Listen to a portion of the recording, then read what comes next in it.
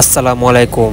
আপনারা হয়তো জীবনে অনেক ধরনের বাড়িঘর দেখেছেন, তবে আজকে আমরা যে বাড়িটা বানাবো বা যে ঘরটা বানাবো, এই ঘরটা আপনারা জীবনে দেখানোর নাই, আর আপনাদের করার মতো সৌভাগ্য হবে না। তো ঘর তোলার প্রথমে আমরা নিচে শক্তিশালী ফাউন্ডেশন দিয়ে নিয়েছি। এই শক্তিশালী ফাউন্ডেশনের উপরে আবার দিতেছি পিলার। এই পিলারের উপরে হবে আবার ছাদ। তো এই পাশে আবার আমাদের ছাদের কাজ চলতেছে। এই ছাদের কাজ চলমান অবস্থায় আকাশের দিকে তাকিয়ে দেখি মেঘ জমেছে। মেঘ জমা মানে বৃষ্টি আসবে, আর বৃষ্টি আসা মানে আমাদের দুশ্চিন্তা, আমাদের দুঃখ কষ্ট শুরু হয়ে যাবে। এদিক দিয়ে আমাদের ঘরের ফ্লোরের কাজও শেষ, পিলারের কাজও শেষ। আকাশের দিকে তাকাই আর ভাবি কখন বৃষ্টি আসবে। এদিকে আমাদের বারাং বাড়ির সব বাইরে পড়ে আছে। এসব দেখে আবদুল্লাহ ভাই হাসতে হাসতে শেষ হয়ে গেছে। তার হাসি দেখে আমার লেগেছে খিদার ঠেলায় আমি কুকারের মধ্যে আলু মরিচ আর চাল বসাই দিয়েছি। আলু ভর্তা আর মরিচের ভর্তা দিয়ে আজকে আমাদের ক্ষুধা মিটানো হবে। আর আকাশের দিকে একটু পরপর তাকাচ্ছি, এই না বৃষ্টি শুরু হয়ে গেল।